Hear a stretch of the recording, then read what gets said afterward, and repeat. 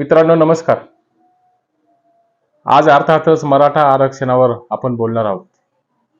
मराठा आरक्षणासाठी आपल्या प्राणाची बाजी लावणाऱ्या जरांगे पाटलांना देण्यात येणाऱ्या औषधं आणि ज्यूस हे तपासून घ्या, असं मोठं विधान हे प्रकाश आंबेडकरांनी करून उद्या मनोज जरांगे पाटलांचा घातपात होऊ शकतो अशी भीती नकळतपणाने त्यांनी व्यक्त केलेली आहे.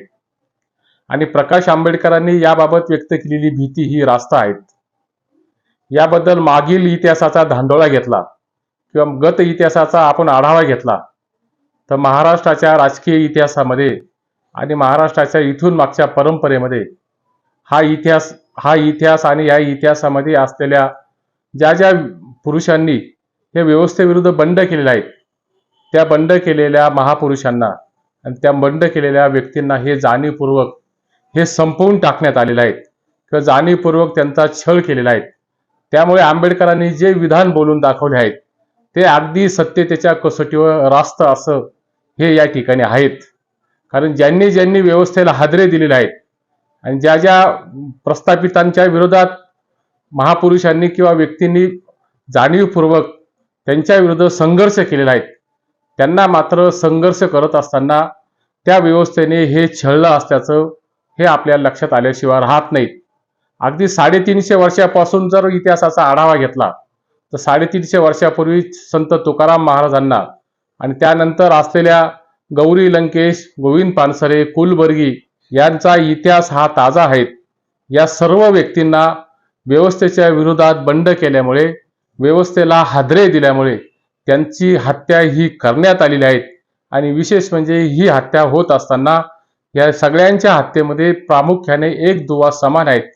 सकाळी मॉर्निंग वॉकला जात असताना यातील दोघा तिघांची हत्या ही झालेली आहे.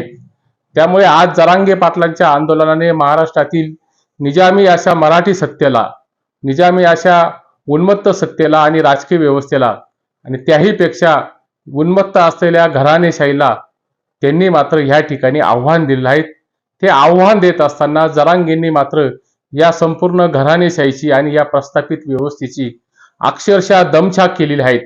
मी माझ्या व्हिडिओमध्ये स्पष्टपणाने म्हणालो होतो की एक 40 वर्षाचा आणि 40 किलो वजन असलेल्या एका शेतकऱ्याच्या मुलाने निगरगट्ट्या अशा व्यवस्थेला आणि निगरगट्ट्या अशा प्रशासकीय व्यवस्थेला दरदरून घाम फोडलेला आहे. त्यातून शिंदे, फडणवीस आणि अजित पवार सरकारचे भवितव्य हे पूर्णपणे टांगलीला लागलेले आहे. त्यातून या सरकारचं भवितव्य पुढच्या काळामध्ये जरांगे पाटलांच्या आंदोलनाने काहीसं नव्हे अतिशय प्रखरपणाने ते अंधकारामध्ये निर्माण झाल्याचं आपल्याला लक्षात आल्याशिवाय राहणार नाहीत. आज आमरण उपोषणाचा 6वा दिवस असताना राज्य सरकारने गठीत केलेल्या राज्य मागासवर्ग आयोगाने काल म्हणजे शुक्रवारी राज्य सरकारला आपला अहवाल सादर केलेला आहे. या अहवालावर येत्या 20 तारखेला विशेष अधिवेशन बोलावून त्या अधिवेशनामध्ये मराठा समाजाला स्वतंत्र असे 10% आरक्षण देण्याबाबतचा कायदा संमत केला जाईल असं सरकार पक्षाच्या वतीने सांगण्यात आलेलं आहे. ओबीसीला कोणताही धक्का न लावता, इतर समाजावर कुठलाही अन्याय न करता या ठिकाणी मराठा समाजाला देय असलेलं टिकणारं आणि कायद्याच्या चौकटीत बसणारं आरक्षण देता येईल, मिळेल असा विश्वास आम्हाला वाटतोय. म्हणजे मुख्यमंत्री एकनाथ शिंदेनी मुंबई येथील मनोज जरांगे पाटलांच्या आंदोलनाची सांगता करत असताना जो दिलेला शब्द होता सगळे सोयऱ्याच्या बाबतीत, तो सगळे सोयऱ्याच्या शब्दाचं कायद्यामध्ये रूपांतर करण्याचा आणि शांततेच्या मार्गाने मराठा आंदोलकांवर जे गुन्हे दाखल झालेले आहेत ते गुन्हे मागे घेण्याबाबत पद्धतशीरपणाने बगल देण्याचं काम हे एकनाथ शिंदेनी म्हणजे पर्यायी राज्य सरकारने केलेलं आहे. आणि काल मुख्यमंत्री महोदयांचं वक्तव्य दूरदर्शनवर आपण बघत असताना अतिशय स्पष्टपणाने याबाबत पत्रकारांनी देखील मुख्यमंत्र्यांना सगळे सोयरेच्या शब्दांच्या बाबत किंबहुना मराठा युवकांवर जे गुन्हे दाखल झालेले आहेत ते गुन्हे दाखल मागे घेण्याच्या बाबत कुठलाही प्रश्न हा विचारलेला नाही. त्यातून एक गोष्ट मात्र स्पष्टपणाने दिसून येते की हा सर्व प्रकार हा मराठा समाजाला फसवणारा असल्याचा आहे. किंबहुना कालची जी पत्रकार परिषद मुख्यमंत्र्यांची होती त्यामध्ये मात्र पूर्णपणे हे मॅच फिक्सिंग झाल्यासारखंच आपल्याला दिसल्याशिवाय राहणार नाहीत. ओबीसीच्या आरक्षणाला धक्का न लावता देण्यात येणारे स्वतंत्र आरक्षण हे 50%च्या वर जात असल्याने पुन्हा एकदा इंदिरा साहनीच्या खटल्याची आठवण झाल्याशिवाय राहणार नाहीत. त्या खटल्यामध्ये 50%च्या वर आरक्षणाची मर्यादा जर गेली तर ते आरक्षण पुन्हा एकदा कायद्याच्या कसोटीमध्ये सापडेल आणि कायद्याच्या कसोटीवर सापडल्यावर पुन्हा एकदा मराठा आरक्षणाचा तिढा आणि पेच हा निर्माण होईल. त्यामुळे मागासवर्ग आयोगाने जो स्वतंत्र अशा आरक्षणाच्या शिफारशीचा मुद्दा उपस्थित केलेला आहे, तो शिफारशीचा मुद्दा हा कायद्याच्या कसोटीमध्ये हा टिकणार का, असा पेच निर्माण झाल्यास पुन्हा एकदा मराठा आरक्षणाच्या बाबतचा फसवणुकीचा तिसरा अंक हा महाराष्ट्रात उभा राहील. आणि असंच एकंदरीत चित्र हे आज मात्र दिसत आहेत. कारण मागच्या काळातील आढावा जर आपण घेतला तर त्यामध्ये सेना भाजप युती सरकारने म्हणजे साधारण 2018 मध्ये मराठा आरक्षणाचा निर्णय झाला होता. त्यानंतर नारायण राणे समितीने देखील मराठा समाजाला शिक्षण व नोकरीत आरक्षण देण्याची तरतूद केलेली होती. परंतु ते आरक्षण उच्च न्यायालयात वैध ठरलं, परंतु सर्वोच्च न्यायालयामध्ये ते अवैध ठरल्याने ते आरक्षण हे फेटाळण्यात आलेलं होतं. त्यामुळे आजच्या आरक्षणाचा जो मुद्दा आहे तो मागील पानावरून पुढे सुरू होतो की काय, अशी शंका निर्माण झाल्याशिवाय राहत नाहीत. शिंदे समितीने दिलेला हा अहवाल आता मात्र पुढे टिकेल का, आणि त्याही पेक्षा आरक्षणाची मर्यादा वाढवण्याचा अधिकार हा कुठल्याही घटक राज्यांना नाहीत, म्हणजे कुठल्याही राज्य सरकारांना नाहीत. तो स्वतंत्र कायदा संसदेत जर पारित झाला आणि तो पारित करण्याचा पूर्णपणे अधिकार हा केंद्र सरकारला आहे. आणि केंद्र सरकारने तसा ठराव जर पास केला तर मराठा आरक्षणाचा तिढा आणि मराठा आरक्षणाचा असलेला गुंता हा सुटू शकतो. हे सर्वस्वी शिंदे सरकारला माहीत असताना देखील मात्र मराठा समाजाला लोकसभेच्या आणि विधानसभेच्या निवडणुकीपूर्वी झुलत ठेवायचं, मराठा समाजाला काहीतरी आरक्षणाचं गाजर दाखवून आपला राजकीय फायदा आणि राजकीय स्वार्थ साधण्याची कूटनीती आणि कुटील नीती ही राज्य सरकारची यातून स्पष्टपणाने दिसल्याशिवाय राहत नाहीत. त्यातून विशेष अधिवेशन जे 20 तारखेला होणार आहेत ते विशेष अधिवेशन हे निव्वळ फार्स ठरून त्यातून काही एक साध्य होईल असं मात्र या ठिकाणी दिसत नाहीत.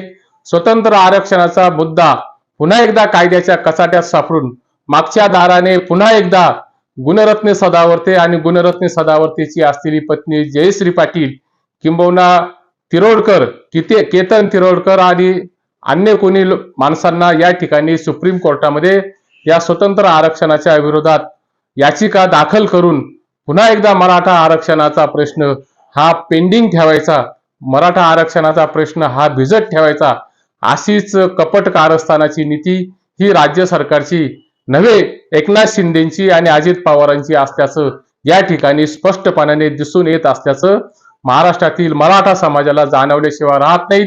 यातून मात्र मराठा समाजाला दिवचून ओबीसीच्या मतांची बेगमी करायची आणि ओबीसीच्या मतांसाठी मराठा आरक्षणाचा प्रश्न हा चिरडून टाकायचा, मराठा आरक्षणाचा प्रश्न हा ठेसून काढायचा आणि त्यातून मात्र राजकीय वाटमारी करायची ही सरकारची नीती अगदी स्पष्टपणाने या ठिकाणी दिसत आहेत.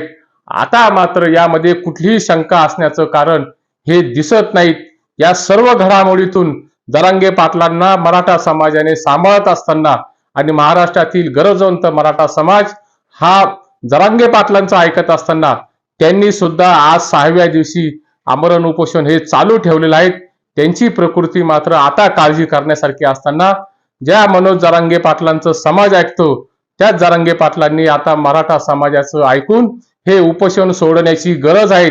ज्या एकनाथ शिंदेंनी पक्षप्रमुख उद्धव ठाकरेंना फसवलं, ज्या अजित पवारांनी आपल्या रक्तातील नात्याला म्हणजे काकांना फसवलं, त्यांनीच आज मात्र मराठा समाजाला ही आरक्षणाच्या बाबत फसवलं आहे. अशी फार मोठी समज नव्हे तिची खात्री ही महाराष्ट्रातील मराठा समाजामध्ये निर्माण झालेली आहे. हे मात्र त्रिवार सत्य आहेत, ते सत्य स्वीकारलंच गेलं पाहिजे. यातून सत्ता माणसाला भ्रष्ट बनवत नाहीत, तर सत्तेमध्ये पाखंडी माणसं, सत्तेमध्ये खोटी माणसं, सत्तेमध्ये अप्रामाणिक माणसं आली तर सत्ता भ्रष्ट बनते. मराठ्यांच्या पुढच्या पिढीला भवितव्यासाठी आव्हान देण्यासाठी मनोज जरांगे पाटलांनी जे युद्ध पुकारलेले आहेत ते युद्ध पुकारत असताना त्यांनी मात्र सत्तेतील मदमस्त आणि उन्मत्त सत्तेला आव्हान दिलेले आहेत आणि सत्तेला हादरे दिलेले आहेत. हे हादरे देत असताना मनोज जरांगेंसारखा एका साध्या पत्र्यातील तुटक्या मुटक्या घरात राहणाऱ्या माणसाने दाखवलेली साहस आणि धाडस आणि त्यातून मात्र बलदंड सत्तेला, त्याही पेक्षा आर्थिक सत्तेला त्यांनी मात्र या ठिकाणी हादरे दिलेले आहेत. हे मात्र नाकारता येणार नाहीत. तोच मराठ्यांचा सरदार आज मरणाच्या दारात उभा असताना शिंदे, फडणवीस आणि अजित पवार हे विरोधी पक्षांचे आमदार आणि नगरसेवक आणि विरोधी पक्षांचे नेते फोडण्यामध्ये हे व्यस्त आहेत. मराठा समाजाने यातून एक गोष्ट स्पष्टपणाने लक्षात घ्यावी. जातीच्या नावावर मोठे झालेले आणि घरे भरून प्रचंड बेनामी मालमत्ता कमावून पुढच्या 20 पिढ्यांचं कल्याण करणारे आणि आपल्या नातेवाईकांचं सगळ्या सोयऱ्यांचं तुंबड्या भरणारं राजकारण महाराष्ट्रातील सत्ताधारी पक्षातील आणि विरोधी पक्षातील काही प्रस्थापित मराठा नेतृत्वाने आणि मराठेतर नेतृत्वांनी हे केलेले आहेत. आणि त्याही पेक्षा मनोज जरांगे पाटलांसारख्या एका सामान्य शेतकऱ्याने सत्तेला दिलेले आव्हान हे मात्र इतिहासामध्ये त्याची नोंद झाल्याशिवाय राहणार नाहीत.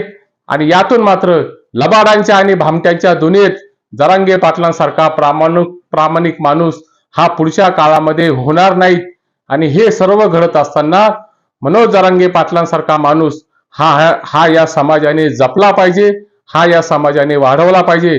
प्रसिद्ध कीर्तनकार रामराव ढोक महाराज हे मनोज जरांगे पाटलांच्या बाबत म्हणतात की मनोज जरांगे पाटील ही ईश्वराने दिलेली देणगी आहेत, गॉड गिफ्ट आहेत.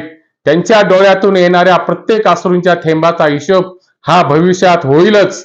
जी सत्ता माणसाला मरणाच्या दारात उभी करते, जी सत्ता माणसाला मरणासाठी प्रवृत्त करते, ती सत्ता ही सत्ता म्हणून निष्प्राण देहासारखी असते. उद्या जर काही मनोज जरांगे पाटलांच्या बाबतीत झाले तर कुठलाही प्रामाणिक माणूस भविष्यात मराठा आरक्षणाची लढाई लढण्यासाठी तो पुढे येणार नाहीत. यातून उन्मत्त पुढारी आणि सडलेली व्यवस्था ही मात्र पुढच्या काळामध्ये सोकावल्याशिवाय राहणार नाहीत. हे मात्र लक्षात घ्या. जाता जाता एकच सांगेन, मनोज जरांगेंनी आता उपोषण सोडायला हवं. मनोज जरांगेंनी हट्टी भूमिका ही घेऊ नये. गेंड्याच्या कातडीच्या सरकारसाठी आपला अनमोल जीव हा गमावू नका.